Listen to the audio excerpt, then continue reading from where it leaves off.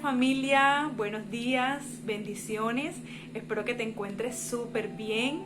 Realmente agradecidísima con Dios por el honor de estar hoy aquí sentada frente a ustedes, poder llegar a cada uno de sus hogares con este hermoso mensaje que Dios trae en el día de hoy. También quiero agradecer pues especialmente a nuestro querido pastor Rubén, que ha decidido pues de alguna manera ceder ciertos espacios para que podamos compartir también nuestras experiencias, podamos compartirlas con ustedes y que de alguna manera se puedan sentir identificados, y las cosas que nos ayudaron a nosotros en su momento pues también las pueden ayudar a ustedes en todo lo que estén pasando actualmente.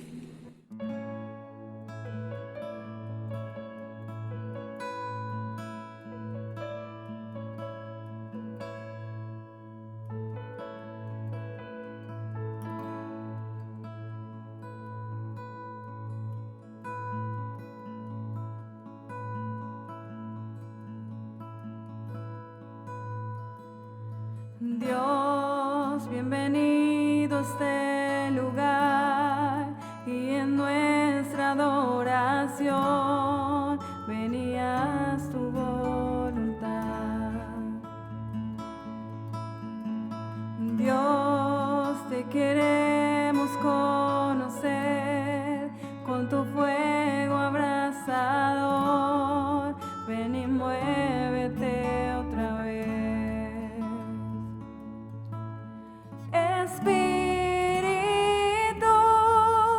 avívanos, te anhelamos, Dios.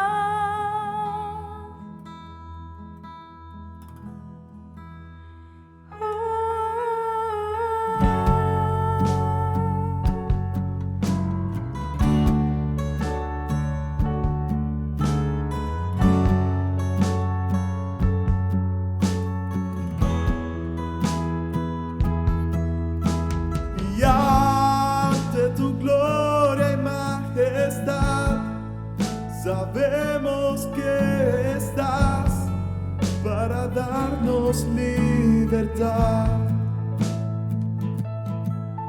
Entrónate en nuestra adoración, asombroso eres, Señor, con tu presencia llénanos. Espíritu, avívanos, te anhelamos, Dios. Espíritu, avívanos,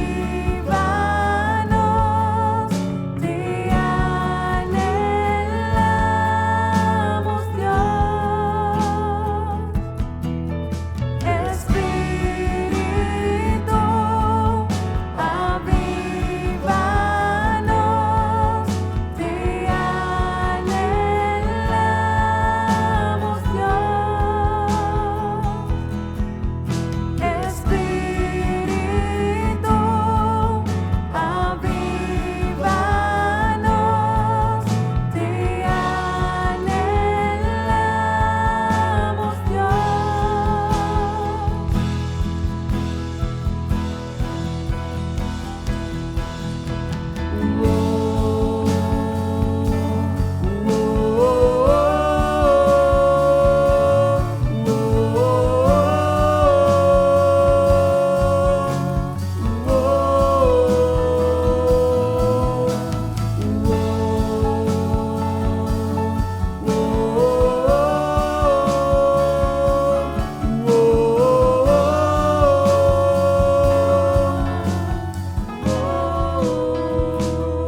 que se abra el cielo, muévete, Señor, venga aquí tu reino, oh gran Dios.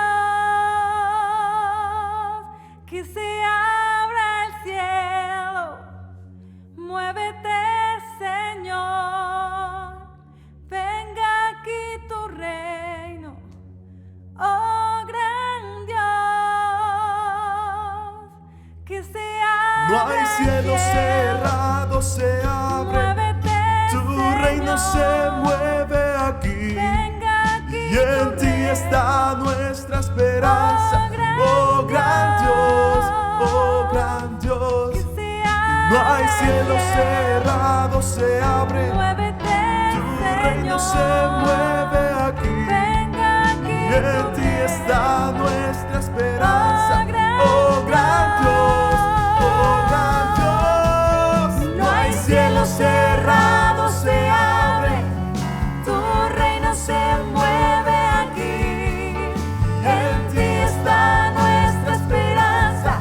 Oh gran Dios, oh gran Dios. No hay cielo cerrado, se abre, tu reino se mueve aquí, en ti está nuestra esperanza. Oh gran Dios, oh gran Dios.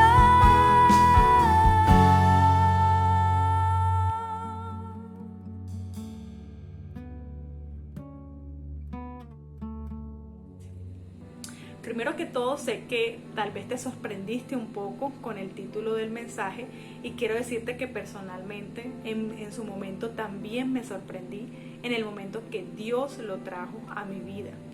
Realmente casi no podía dormir porque decía, Señor, pero ¿qué es lo que quieres decir con este mensaje? Daba vueltas y vueltas en la cama y decía, ¿cuál realmente es la intención de este mensaje para nosotros? Por eso quiero hacerte una invitación en esta mañana muy especial, y es que puedas abrochar tus cinturones y puedas sumergirte en este viaje precioso sin escalas, donde el piloto es el Señor y donde vamos a aterrizar realmente donde Él quiere que aterricemos.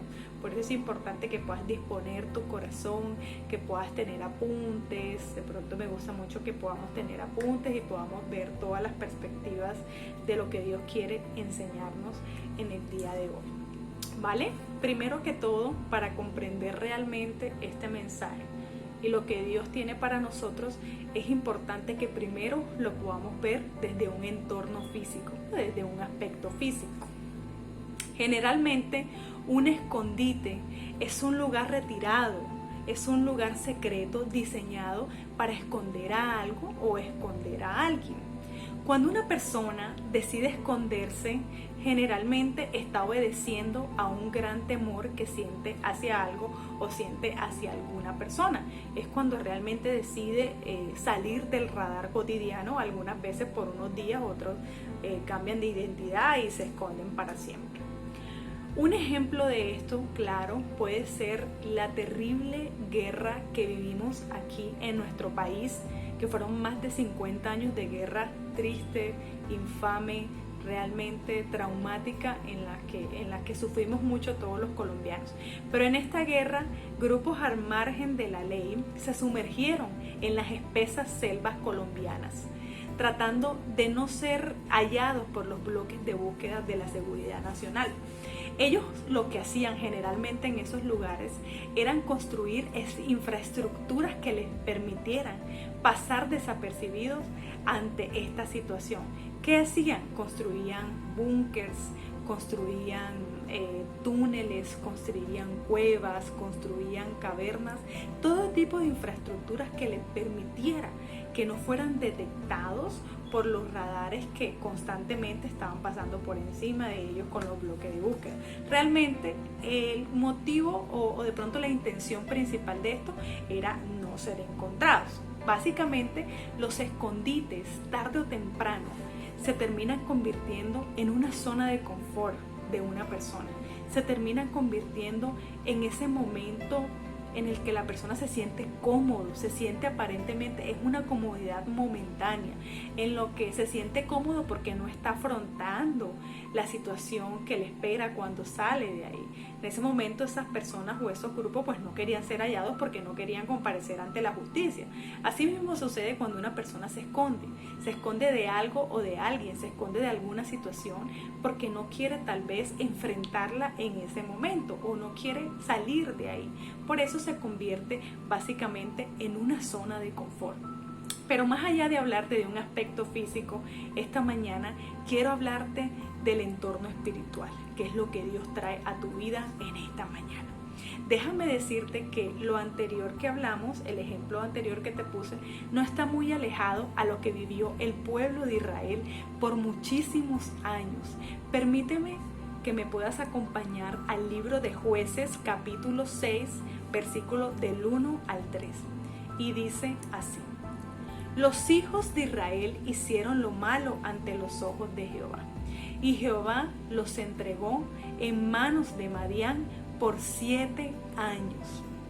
Y la mano de Madián prevaleció contra Israel. Y los hijos de Israel, por causa de los madianitas, se hicieron cuevas en los montes y cavernas en lugares fortificados. Pues sucedía que cuando Israel había sembrado, subían los madianitas y los amalecitas y los hijos del oriente contra ellos. Subían y los atacaban. Espera un momento. El pueblo elegido por Dios para conquistar naciones estaba escondiéndose. El pueblo al que Dios le había dado una promesa de una tierra estaba aterrorizado. El pueblo que Dios sacó con mano fuerte de la mano de los egipcios estaba escondido en cuevas. Pues déjame decirte que la respuesta increíblemente es sí. Permíteme explicarte mejor. Como todos sabemos, Dios escuchó las súplicas del pueblo de Israel cuando se encontraba en Egipto, completamente humillado, esclavizado, atemorizado, azotado y cualquier tipo de situaciones difíciles que vivieron porque eran completamente oprimidos ante el gobierno egipcio. Pero clamaron al Señor en esos momentos y el Señor los escuchó y escuchó su súplica, y a través de su siervo y amigo Moisés, lo sacó de ese lugar con mano dura, lo sacó con prodigios que pudieron demostrar ante el pueblo lo grande que era su Dios. Pero una vez lo sacó de ese lugar y empezaron a estar en el desierto, su tarea más ardua fue la queja, el quejarse constantemente de lo que estaban viviendo en el momento. Constantemente se quejaban por si comían o no comían, se quejaban de la comida, se quejaban de la situación en la que estaban, se quejaban de las personas, se quejaban de absolutamente todo lo que estaban viviendo en el momento. No les bastó con que Dios hiciera una cantidad de cosas para poder sacarlos de esa esclavitud, sino que se quejaron constantemente y estaban todo el tiempo diciendo que querían volver a ese lugar, que querían volver a esa cueva donde estaban escondidos allá en Egipto, donde estaban esclavizados, donde estaban realmente atemorizados. Estaban en ese lugar. ¿Y qué pasó? Cuando estaban en el desierto, hicieron muchas cosas que a Dios le desagradaron, por supuesto, porque era un pueblo de dura cerviz. Para nadie es un secreto que el pueblo era demasiado terco y constantemente estaba haciendo lo contrario a la voluntad de Dios. Incluso muchas veces le dijeron a Moisés: nos viniste y nos dejaste, nos trajiste de allá para morir en este desierto, mejor nos hubiéramos quedado allá hubiéramos tenido a tumbas, allá hubiéramos tenido un montón de cosas. O sea, es que decían una cantidad de cosas, ofendiendo no solo a Dios, sino a su líder en ese momento, Moisés. Pero en su infinita misericordia el Señor pues trataba siempre de poder, de no destruirlos o de no hacer de pronto cosas para acabar completamente con el pueblo. ¿Ya? Pero como era de costumbre, el pueblo de Israel en estos momentos, en esta historia que te vengo a contar, había hecho lo malo ante los ojos de Dios, como cosa rara. Por eso, a consecuencia de este actuar, Dios los entregó por 7 años a los madianitas, provocando obviamente en el pueblo un inmenso temor, un inmenso terror, ya que en esos momentos los madianitas y los amalecitas eran un ejército y un pueblo bastante grande. Entonces eso generó temor en ellos, generó angustia, generó zozobras, y lo que hicieron fue algo parecido al ejemplo que les puse cuando estábamos conversando ahorita. se empezaron a construir cuevas, se empezaron a construir cavernas, empezaron a construir cuevas en los montes altos y en los lugares fortificados para poder esconderse en ese momento de sus enemigos, porque cada vez que sembraban o cada vez que intentaban hacer algo, pues venían ellos y lo dañaban, y venían y los atacaban. Entonces no les quedaba otro remedio que estar escondidos. Mi pregunta es, ¿cómo es que el pueblo de Dios, diseñado para conquistar y vencer en batallas, cómo es que este pueblo que estaba entrenado con hombres de guerra para conquistar la tierra que Dios les había prometido, termina escondido en una cueva, en una caverna? ¿Cómo es que termina escondido un pueblo con tantas promesas, un pueblo tan poderoso que Dios le dio el poder de poder conquistar naciones y entregarlas en sus manos? ¿Cómo es que termina así? Y déjame decirte, mi querido amigo, que no fueron ni 1, ni 2, ni 3 años. Fueron 7 años de escondite, de terror, de zozobra, de angustia. Fueron 7 años. Y sin duda alguna, uno de los principales factores que llevó al pueblo de Israel a esconderse, aparte de la desobediencia que habían tenido, era ese profundo terror que tenían ante este pueblo extranjero. Y más allá de eso, tenían también algo, y era que en sus mentes se habían minimizado completamente ante el pueblo extranjero. Ellos se sentían menos, se sentían inferiores ante el pueblo madianita.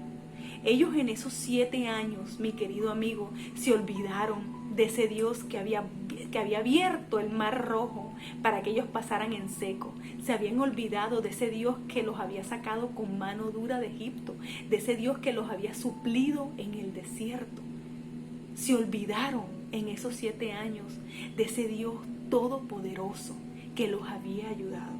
Simplemente se resignaron a su situación, se resignaron y se sumergieron en esas profundas cuevas que, más allá de esconder sus cuerpos físicos, escondían la oscuridad de sus corazones. Estaban completamente escondidos y atemorizados. Y es ahí donde Dios quiere hacerte unas preguntas, mi querido amigo, que quiero que te respondas cada uno personalmente. ¿Cuántas veces te has minimizado ante un problema o circunstancia difícil? 2. ¿Cuántas veces te has sentido inferior ante otra persona simplemente porque piensas que aquella persona tiene más capacidades que tú? 3. ¿Cuántas veces te has salido corriendo a esconderte de una situación porque simplemente quieres que otra persona la asuma y la enfrente por ti? Y 4, y la mayor de todas las preguntas, ¿cuántas veces te has olvidado del poder del Dios al cual le sirves? ¿Cuántas veces te has olvidado de lo que Dios ha hecho por ti todo este tiempo? Una vez escuchaba algo que me parece muy cierto, y es que somos muy fáciles de olvidar. Tal vez en la angustia, cuando clamamos al Señor, somos muy fáciles para poder pedir, para poder decir: Señor, ayúdanos, Señor, yo te alabo, Señor, aquí está tu pueblo. Pero cuando ese milagro sucede y cuando esa situación se nos da, se nos olvida. Tendemos a olvidar muy fácilmente las cosas que Dios hace por nosotros. Las olvidamos fácilmente. Y este pueblo las había olvidado. Las había olvidado y por eso terminó así, atemorizado. Muchas veces, mi querido amigo, si tus circunstancias como estas somos las que las vivimos diariamente en nuestra vida cotidiana, debemos comprender que el mayor campo de batalla se encuentra en nuestra mente. En nuestra mente. Lo que va a hacer la diferencia es qué tan estrecha esté nuestra relación con el Señor. Qué tan estrecha está nuestra relación con papá. ¿Qué tanto oramos? ¿Qué tanto leemos? ¿Qué tanto estamos cerca de su presencia? Es lo que realmente va a hacer la diferencia. Tal vez a lo mejor hoy, mi querido amigo, te encuentras o te sientes en un hueco tan profundo del cual te es muy difícil salir para ti. Te has sumergido en lo más profundo de tu guarida, tratando de huir de aquella situación o pecado al cual no quieres enfrentarte, o al cual no quieres dejar, o al cual tal vez has dejado de pronto para otra ocasión enfrentarlo. Tal vez de pronto estás cansado de pelear con tus fuerzas, estás cansado de crear múltiples estrategias para salir de la situación en la que estás y no te ha dado fruto. Pues déjame decirte, mi querido amigo, que Dios trae para ti en esta mañana 4 pautas para que puedas salir de ese lugar, de ese escondite, de ese lugar de martirio en donde tal vez te encuentras. Dios no quiere verte así. No naciste para estar escondido, naciste para brillar. Que con tu luz puedas influenciar a otros. Naciste para ser grande, porque eres un hijo de Dios.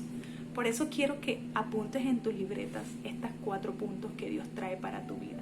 El primero, es momento de actuar. Es momento de actuar. Afortunadamente, Dios nunca nos va a dar un problema más allá de lo que nosotros podamos soportar. A un lado de esto siempre nos va a dar la salida. Nos va a dar un camino donde podamos salir bien librados y de nuestro corazón pueda ser guardado. Porque sus misericordias se renuevan cada mañana, recuerdan. Asimismo pasó con el pueblo de Israel. Estaba cansado el pueblo de las humillaciones de los madianitas, de los amalecitas.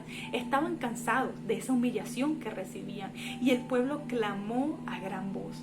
Clamó a gran voz. El pueblo se acordó en ese momento de ese Dios que había hecho esa cantidad de prodigios por ellos. Se acordó y suplicó con todo su corazón y con toda su alma un cambio. El que Dios pudiera escucharlos, el que Dios pudiera estar en esa situación y pudiera sacarlos de ese escondite, de ese lugar donde su misma desobediencia los había puesto. Y déjame decirte que así fue. Dios en su finita misericordia los escuchó y levantó un joven valiente llamado Gedeón. Este joven no solo fue levantado por Dios para sacar al pueblo de la esclavitud y de la humillación en la que se encontraba, también fue escogido por Dios para que pudiera tumbar todos esos altares que en ese momento tenía el pueblo de Israel. Déjame explicarte, ellos se habían olvidado del Dios al cual le servían y se habían prostituido, por así decirlo, con otros dioses. Tenían altares de Baal y otros dioses en ese lugar. Y lo que Dios hizo cuando levantó a Gedeón, cuando le dijo, te he escogido a ti para librar a tu pueblo, lo primero que hicieron fue limpiar al pueblo de esa abominación. Y lo que hizo Gedeón primeramente fue tumbar todos esos altares que le tenían a Baal, los tumbó, todos los altares que le tenían a otros dioses. Eso fue lo primero que hizo, tumbar todo lo que había que era abominación al Señor. Y lo que hizo después fue crear el verdadero altar que Dios se merece, el verdadero altar que Dios quería que estuviera ahí. Primero, antes de que el pueblo fuera a luchar y antes de que el pueblo fuera a pelear con el otro ejército, debían tener una verdadera transformación en sus corazones.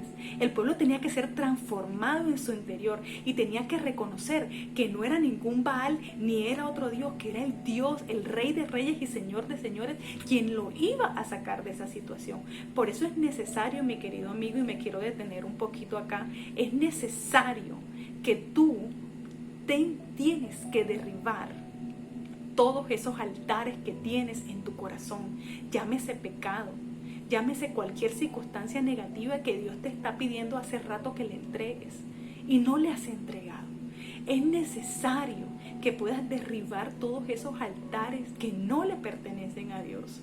Tal vez Dios no ha podido dar frutos en tu vida y no has podido ver los frutos verdaderamente, porque aún hay lugares fortificados en tu corazón que no has podido derribar y que Dios te está pidiendo hoy y desde hace mucho tiempo que lo hagas. Para el pueblo de Israel primeramente era necesario derribar a esto para que ellos pudieran tener una nueva transformación, no solo en su corazón, sino también en sus mentes.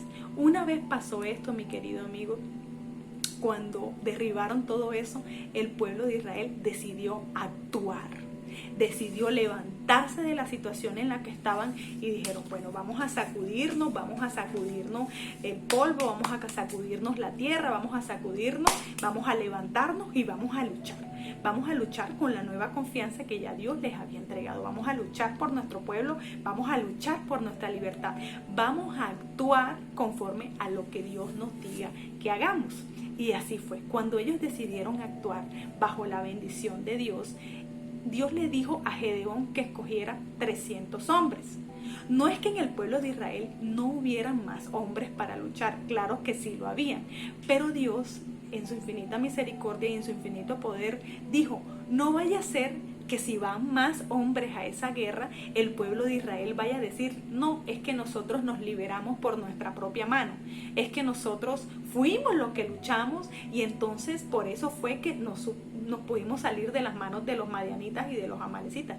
Dios dijo, no va a ser con su mano, va a ser mi gloria la que se va a reflejar en ese lugar.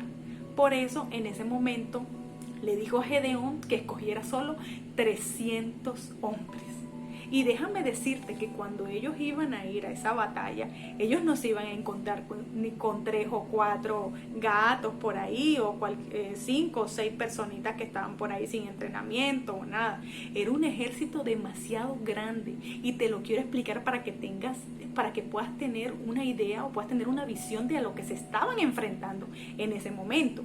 Mira, podemos irnos al capítulo 7 del versículo 12 que dice así: y los madianitas, los amalecitas y los hijos del oriente estaban tendidos en el valle como langostas en multitud, y sus camellos eran innumerables, como la arena que está en la riviera del mar. Estaban en multitud, como la arena del mar. ¡Wow! ¿Te imaginas lo que es eso? ¿Te imaginas qué es llegar? O sea, yo quiero que te pongas tú en el lugar de Gedeón y de esos 300 hombres, y tú te imaginas y cuando llegas te digan, no, ahí ni siquiera se pueden contar porque son demasiados. Eran varios ejércitos reunidos en ese lugar. Y que tú llegues a esa situación y digas, ¿sabes? Únicamente la fe. Pero ¿sabes qué es lo más hermoso de esta situación? ¿Sabes qué es lo más precioso? Que cuando Gedeón llegó a ese lugar, él no vio la multitud que estaba enemiga. Él no vio los ejércitos que no se podían contar porque eran como la arena del mar. Él no vio nada de eso. Lo que él vio fue al Dios de Israel, al Rey de Reyes y el Señor de Señores. Él vio al Dios que había abierto el mar rojo para que ellos pasaran en seco. Él vio al Dios que los había sacado de Egipto con mano dura para que ellos pudieran ser un pueblo libre, para que ellos pudieran gozar de una promesa. Él entendió en esos momentos que los planes de Dios no eran lo que él podía ver, que los caminos de Dios no eran sus caminos. Él entendió que en ese momento el Señor iba a entregarle la victoria.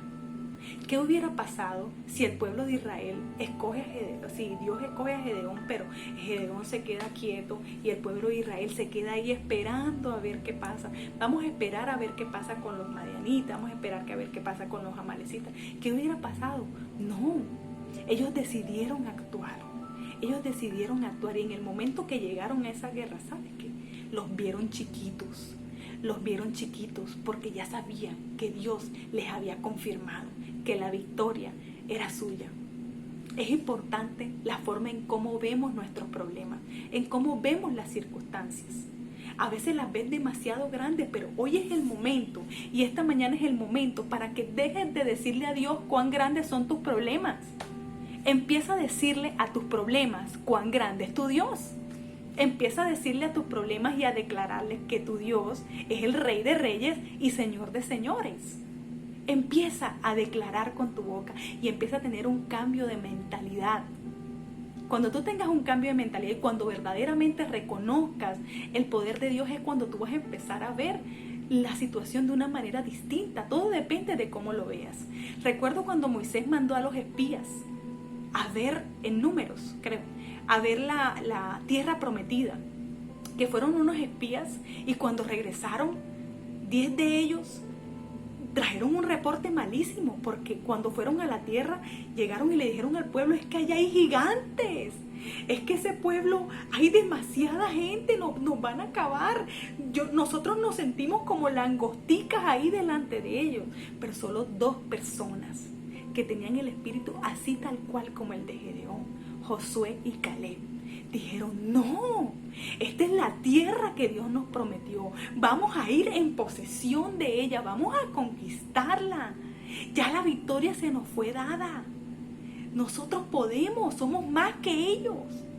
Ellos en ese momento, tal vez los otros, vieron la situación, vieron la multitud, vieron el problema, pero Caleb y Josué y Gedeón vieron al Dios de los ejércitos. Y eso es lo que quiere Dios impregnar en tu corazón en esta mañana. Que tú puedas ver realmente lo que Él tiene para tu vida. Déjame decirte algo. No naciste para estar escondido y no naciste para estar en una cueva. Naciste para brillar, naciste para hacer luz en las tinieblas, naciste para impactar a otros. Quiero regalarte, el Señor quiere regalarte este versículo que quiero que impregnes en tu vida, en tu corazón, en tu mente. Y es Isaías 61, que dice así: levántate, resplandece, porque ha venido tu luz y la gloria de Jehová ha nacido sobre ti. Levántate, resplandece, ya basta de estar encerrado, ya basta de estar escondido, atemorizado ante cierta situación que no te ha permitido avanzar. Naciste para brillar, levántate, porque te dice el Señor que tu luz ha llegado. Resplandece, resplandece, porque tu luz llegó aquí y ahora. Quiero contarte algo que un día impactó mi vida. Una vez escuché a un guerrero decirle a su ejército, porque estaban muy atemorizados, el ejército contrario, o sea, el ejército enemigo, los superaba en número, o sea, era incontable prácticamente, y ellos eran pocos. Pero este líder, este jefe de ellos, les dijo algo que impactó mi vida, porque estaban muy atemorizados. Les dijo: los números no ganan batallas. No importa cuántos están enfrente tuyo. Lo que importa es quién está contigo.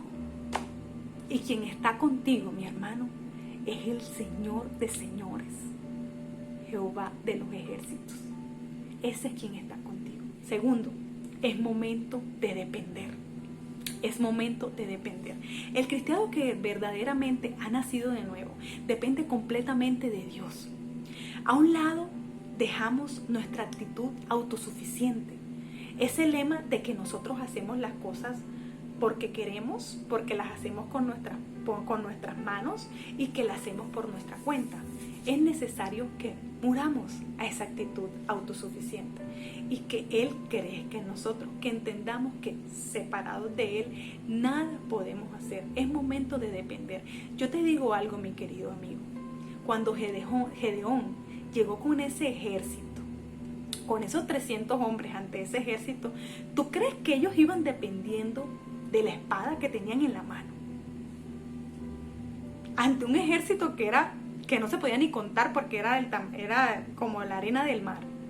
¿Tú crees que ellos iban dependiendo de la espada y tal vez de otras cosas que pudieran ponerse en su cuerpo? No, ellos no iban dependiendo de la espada, ellos no iban dependiendo de sus manos, porque si hubieran dependido de eso, inmediatamente ya la guerra estuviera perdida. Ellos dependieron de lo que el Señor les había dicho, que les iba a entregar la victoria. Ellos se acoplaron a los planes de Dios y no movieron un dedo sin que Dios así lo pudiera, tal vez sin que Dios les dijera que lo hiciera. Tercero, es momento de entregar. Es momento de entregar.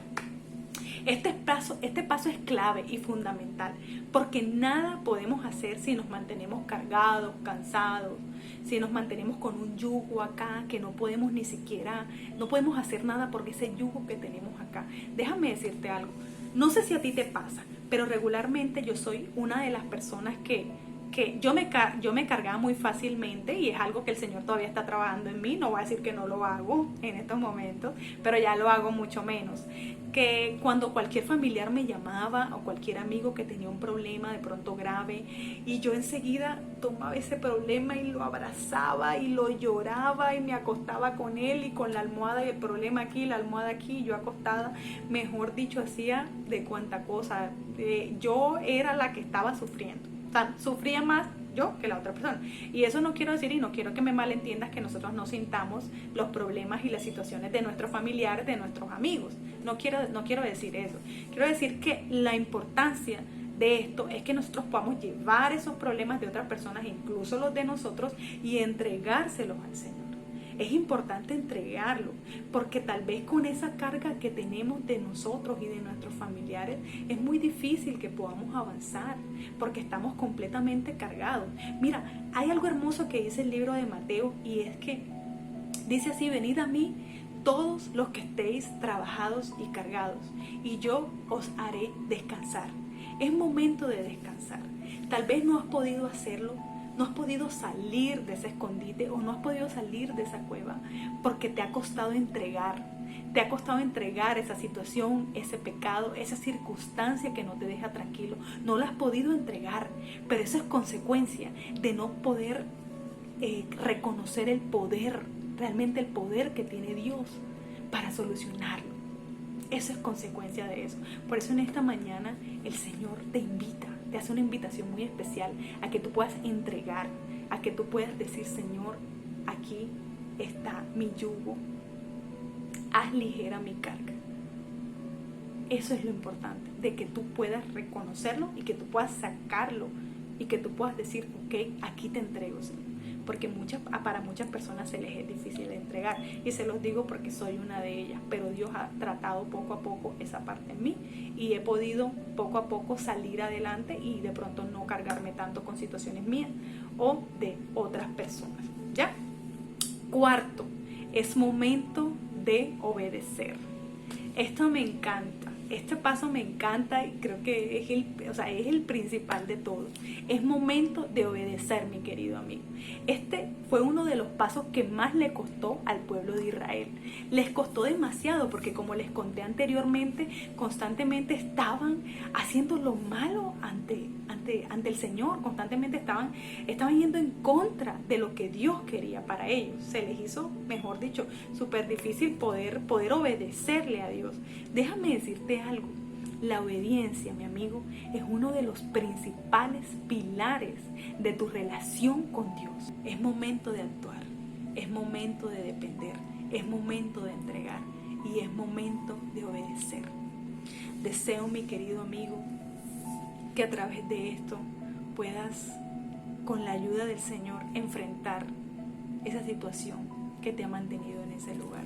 Deseo de todo corazón, mi amigo, en que tu relación con el Señor en estos días pueda unirse de tal manera que todo el tiempo tu vida sea una constante adoración y una constante oración hacia el Señor. Que todo el tiempo estés hablando con Dios. Es lo que Él quiere. Él quiere ser tu amigo.